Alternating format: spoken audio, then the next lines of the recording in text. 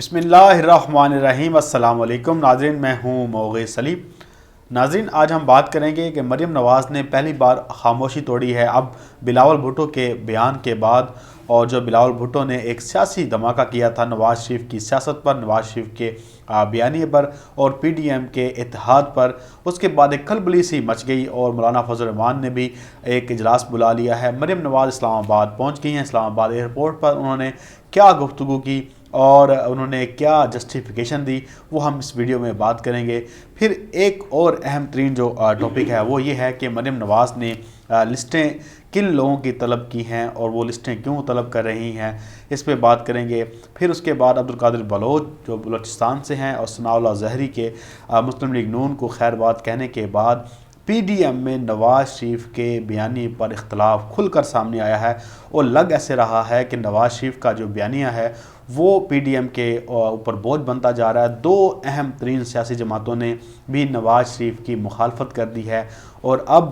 فیصلہ صبح ہونا ہے جو مولانا فضل الرحمان کی جو صدارت میں پی ڈی ایم کا اجلاس ہوگا، اس میں بات ڈسکس کی جائے گی اور وہ دو پارٹیاں کھل کر اپنا موقف بیان کریں گی۔ وہ دو پارٹیاں کون سی ہیں اس کے اوپر بھی ہم بات کر لیں گے۔ اس کے علاوہ عمران خان صاحب کا حافظ آباد میں آج خطاب تھا، بڑا زبردست قسم کا خطاب تھا۔ سیاسی جو بساط بچھائی گئی تھی، عمران خان صاحب نے سیاسی چال چل کر اسی طرح جواب دیا ہر طرح سے، لیکن وہ عمران خان صاحب نے یہ کیا جواب دیا، کس طرح دیا، حافظ آباد کے جلسے پر بھی بات کریں گے۔ اس کے علاوہ جو ہے آرمی چیف کا ایک دورہ ہے لاہور کا، وہ اتنا اہم کیوں ہے، ان کے دیے گئے بیان کو اتنی اہمیت اس وقت حاصل کیوں ہے، کیونکہ ہم آپ کو پتہ ہے کہ جو دو سطریں لکھی ہوئی ہوتی ہیں اس کے درمیان جو خبر ہوتی ہے ہم اسے پڑھتے ہیں کہ آپ اس وقت جرنلسٹ بنتے ہیں جب آپ جو ہے لفظوں کے معنی سمجھیں اور لفظوں کی اہمیت سمجھیں، اور اس وقت جو ٹائمنگ کے حوالے سے بیان ہے اس کو دیکھیں تو پھر آپ کو سمجھ آتی ہے کہ گیم چل کیا رہی ہے۔ چلیں پہلے شروع کرتے ہیں مریم نواز کی خاموشی کا۔ مریم نواز کل سے خاموش تھی اور نہ کوئی ٹویٹ کیا، لوگ انتظار کر رہے تھے۔ حامد میر، سلیم صافی، آسمہ شیرازی اور ان کے طرح جتنے بھی وظیفہ خور صحافی ہیں وہ سارے انتظار میں تھے کہ مریم نواز بولیں تو پھر ہم ری ٹویٹ کر کے کہیں کہ دیکھا مریم نواز بول پڑی اور بلاول کے بیان کا یہ مطلب نہیں تھا۔ انہوں نے بہت ساری صفائیاں تو دیتے رہے، ہر پروگرام میں انہوں نے ذکر کیا، ٹویٹ کر کے بتایا، لوگوں کو تسلی دلائی کہ بلاول کا مطلب یہ نہیں تھا۔ کبھی اس جو انٹرویو لینے والی اینکر تھی اس کے اوپر سوالات کھڑے کیے، کبھی جو بی بی سی کے اندر جو ایڈیٹوریل بورڈ بیٹھا ہے جس نے اس خبر کی ہیڈ لائن لگائی ہے اس کے اوپر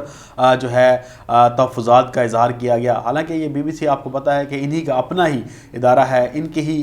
رائے کو وہ جو ہے پروموٹ کرتا ہے، لیکن آج جب بلاول بھٹو کی بات جب انہوں نے لگائی تو اس کے اوپر بھی عدم اعتماد کا اظہار کر دیا۔ یہ ان کی صحافت ہے اور یہ ان کی جو کہتے ہیں کہ بائسنس کا لیول ہے کہ جب یہ دیکھتے ہیں کہ ہمارے خلاف بات ہو رہی ہے تو اس کے چاہے ان کا اپنا ادارہ بھی ہو اس کے خلاف بھی بات کرنا شروع کر دیتے ہیں۔ لیکن مریم نواز جب اسلام آباد ایئرپورٹ پہنچی وہ پی ڈی ایم کے اجلاس میں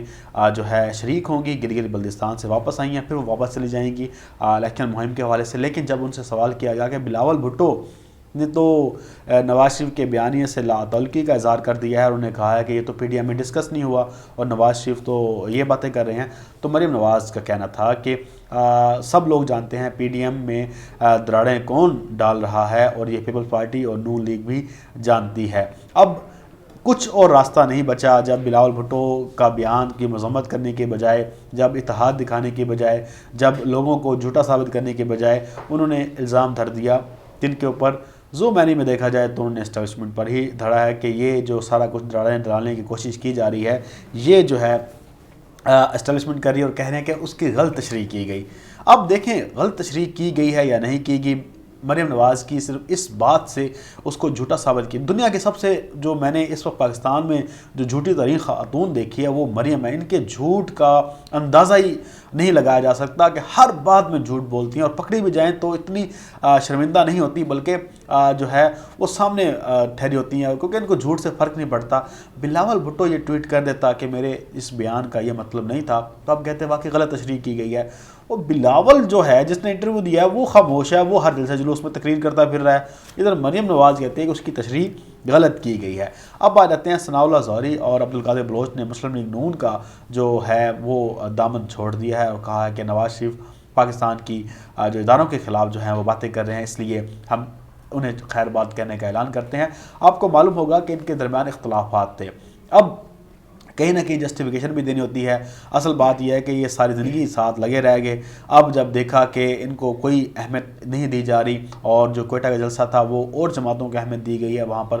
جو ہے پی ڈی ایم کا اتحاد بھی بن چکا تھا، ان کی اپنی سیاست خطرے میں بھی تھی، اور انہوں نے جیسا بھی کیا، ملکی بیانیے کے اوپر آ کر نواز شریف کا ساتھ چھوڑ دیا۔ یہ ایک اچھی خبر ہے کہ ملک دشمن لوگوں سے چاہے جو لوگ بھی جا رہے ہیں وہ جا رہے ہیں، اچھی بات ہے، خوشخبری ہے، اس پہ کوئی دو رائے نہیں ہے۔ اب جناب انہوں نے کیا کیا، انہوں نے کہا جی اب ہم نے مسلم لیگ نون چھوڑ دی ہے۔ اس کے بعد جو ہے مریم نواز نے لسٹیں طلب کی ہیں۔ آپ کو پتہ ہے کہ 13 دسمبر کو ایک جلسہ ہونا ہے لاہور میں، اس حوالے سے مریم نواز کو خدشات ہیں کہ بہت سارے لوگ جو ہیں ان کی پارٹی کو چھوڑ جائیں گے۔ اب انہوں نے کیا کیا ہے کہ لسٹیں منگوائی ہیں، جن جن پر شک و شبہات ہیں، اور دیکھا جا رہا ہے کہ کن کی کونسلنگ کرنی ہے، کن کے ساتھ جا کے ملنا ہے، کن کو رام کرنا ہے، اور کون سے لوگ جو ہمیں دغا دے سکتے ہیں۔ اس لیے پہلے ہی معاملات دیکھے جائیں، تاکہ اگر اعلان کرنا پڑ بھی جائے تو پتہ ہو کہ پیچھے کتنے بندے،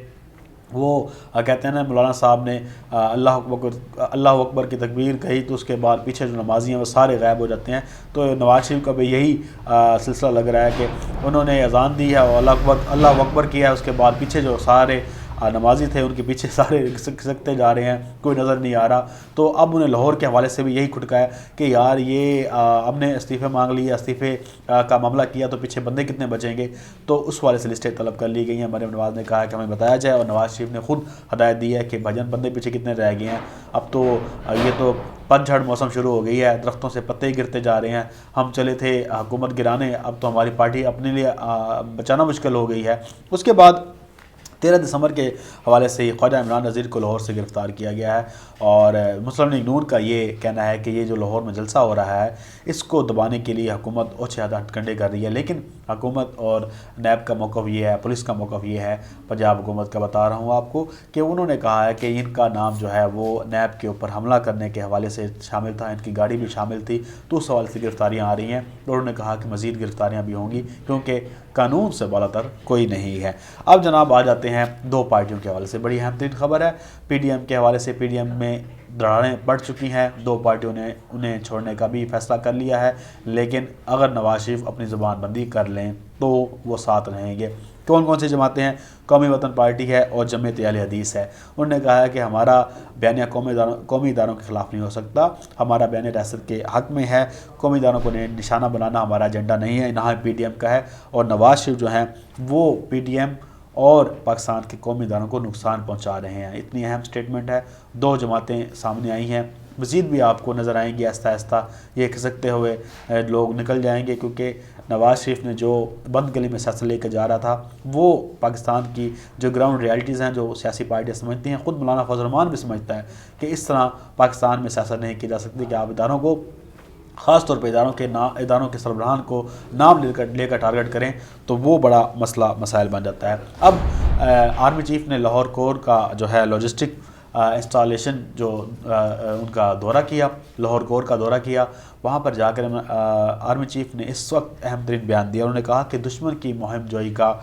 جواب دیں گے، یعنی کہ ایک تو دشمن جو ہے مہم جوئی کر رہا ہے، ایک تو ہمارا بیرونی دشمن ہے اور ایک ہمارے اندرونی دشمن ہے، تو اس کو سمجھ لینا چاہیے کہ دشمن کی مہم جو ہے جتنی مرضی بھی سخت ہو جائے، ان کا آرمی چیف نے کہا ہے کہ مکمل طور پر جواب دیں گے۔ ہم تو سر اسی پیرائے میں لیں گے کہ ہمارے اندر بھی پہلے دشمن موجود ہیں، ان کی مہم جو ہے جاری ہے، لیکن ان کا جواب جو ہے وہ آرمی چیف نے ذومینی الفاظ میں دے دیا ہے کہ ان کا جو ہے مکمل طور پر ان کا مقابلہ کیا جائے گا۔ عمران خان صاحب کا خطاب کہہ دیتے ہیں، عمران خان صاحب نے سیاسی طور پر ایک بار پھر جو ہے ایک بڑا مضبوط قسم کا جواب دیا ہے، سیاسی جلسوں کے ذریعے جواب دیا ہے۔ بہت بڑی تعداد تھی حافظ آباد میں، صرف سنگل ایک پارٹی تھی عمران خان کی، اور وہاں پر اتنی بڑی تعداد میں لوگوں کو اکٹھا کرنا، اور وہاں پر عمران خان صاحب نے خطاب بھی کیا، تو یہ ان کو جواب تھا جو پنجاب میں، سینٹرل پنجاب میں یا اپر پنجاب میں جو یہ جلسے جلوس کر رہے تھے، عمران خان صاحب نے ایک جلسے سے ہی جواب دے دیا اور بتایا کہ سیاسی پاور عمران خان کے پاس بھی ہے، اسٹریٹ پاور بھی ہے، اور عمران خان صاحب ابھی ویسے ہی لوگوں میں مقبول ہے۔ یہ مت غلطی کرنا کہ عمران خان صاحب سے لوگ چھٹکارا چاہتے ہیں یا عمران خان صاحب کے پیچھے لوگ نہیں کھڑے ہوئے، تو بڑی تعداد میں لوگوں کو نکال کر یہ بتا دیا ہے کہ اگر آپ کے پیچھے بھی لوگ ہیں تو میرے پیچھے بھی ووٹرز ویسے ہیں جیسے جنہوں نے مجھے منتخب کیا تھا. یہ عمران خان صاحب کا ایک میسیج تھا. پھر عمران خان صاحب نے وہاں پہ خطاب بھی کیا, بڑا زبردست خطاب کیا, نواز شریف کے حوالے سے بتایا کہ یہ بھارت کے ایجنٹ ہے, بھارت کے اشاروں پہ ناچ رہا ہے. پھر NRO کی بات ہوئی اور کافی ڈیٹیل میں بات ہوئی, لیکن اس کا اصل جو امپیکٹ ہے وہ یہی ہے کہ ایک سیاسی طاقت کا مظاہرہ, دوسرا پاکستان کے لوگوں کو صحت انصاف کارڈ فراہم کرنا, یونیورسٹی دینا, ہسپتال دینا. اور عمران خان صاحب نے بتایا کہ 2021 تک انشاءاللہ پورے پنجاب میں تمام جو لوگ ہوں گے وہ صحت انصاف کارڈ کی سہولت سے فائدہ اٹھائیں گے. یہ عمران خان صاحب کا بڑا اچھا اقدام ہے اور میں اس کو دل سے اپریشیٹ بھی کرتا ہوں, سپورٹ بھی کرتا ہوں. جتنا مجھ سے ممکن ہوا اس صحت انصاف کارڈ اور صحت کی سہولتوں کے حوالے سے میں آواز بلند کرتا رہوں گا. اپنا بہت سارا خیال رکھیے گا. مجھے دیں اجازت. اللہ حافظ. پاکستان زندہ باد.